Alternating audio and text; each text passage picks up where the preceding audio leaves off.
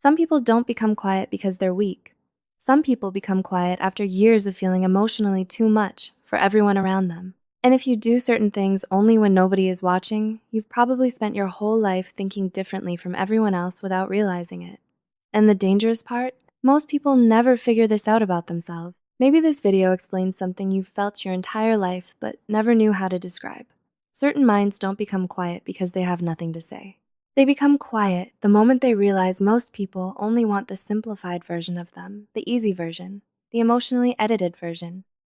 And most people never notice it because it shows up when you're alone, late at night, in silence. The strange part is that you probably spent years believing these habits meant something was wrong with you.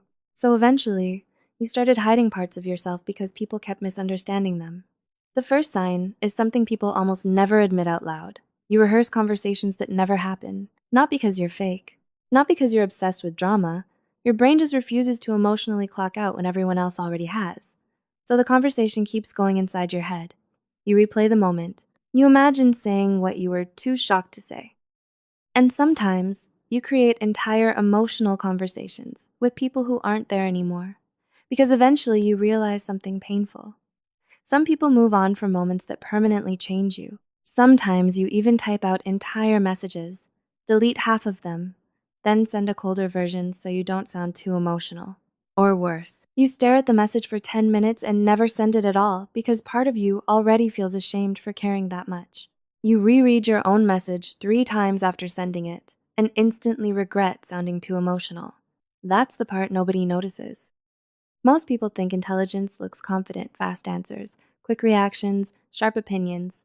But some forms of intelligence look like emotional overprocessing so deep it becomes invisible suffering. Your brain keeps scanning, adjusting, predicting, trying to prevent pain before it happens. It's exhausting, especially because people around you probably think you're calm while your mind is running 10 invisible tabs at once pretending to look normal. Eventually, you stop trying to explain yourself to people because every time you do, someone makes your inner world feel embarrassing. Or you finally open up emotionally once, say something deeply personal, and watch someone glance at their phone while you're still talking. That kind of moment changes people quietly. After enough experiences like that, you stop feeling dramatic for having emotion. You start feeling ashamed for having them. So eventually you learn to smile. You nod. You pretend it didn't sting. But for you, everything does feel deep. That text message with the dry tone, that weird pause before someone answered, the moment someone's energy changes for half a second, and suddenly the whole room feels different. You notice all of it. And after a while, you start needing space from people, not because you hate them, but because your brain processes emotional reality too deeply to stay emotionally relaxed around most environments. That leads to the second thing some people secretly do alone. They disappear emotionally for a while, not dramatically, quietly. You stop replying for days. You open messages, feel emotionally exhausted before typing, then close the app and tell yourself you'll answer later. Then later becomes tomorrow, then 3 days, then guilt, then shame for disappearing again. Not because you don't care, but because sometimes you care so much that interaction itself becomes emotionally overwhelming.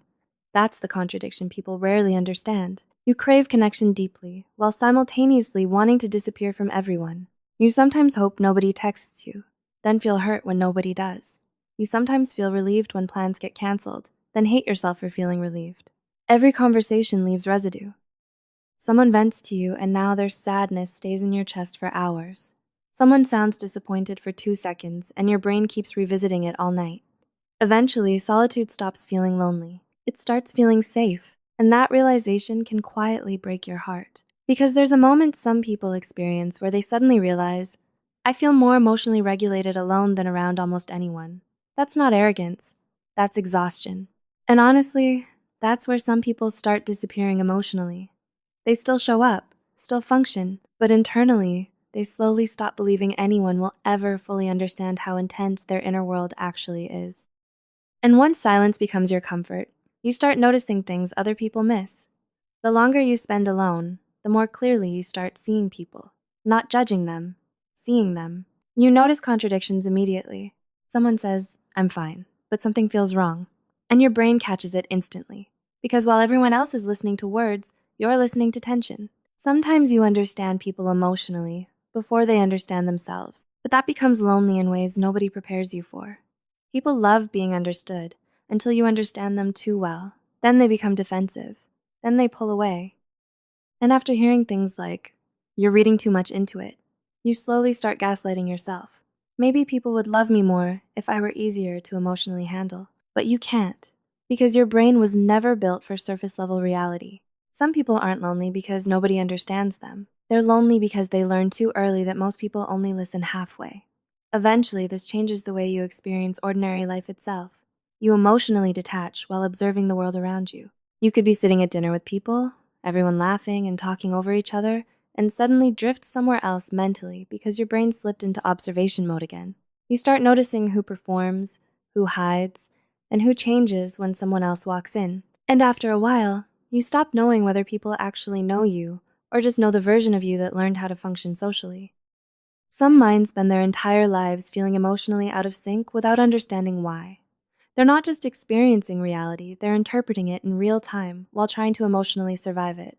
Especially at night, when distractions disappear and your real thoughts finally get louder, that's when you start questioning your identity, your friendships, whether anyone actually knows the real version of you at all. Sometimes it feels like your own mind has become a room you can't leave.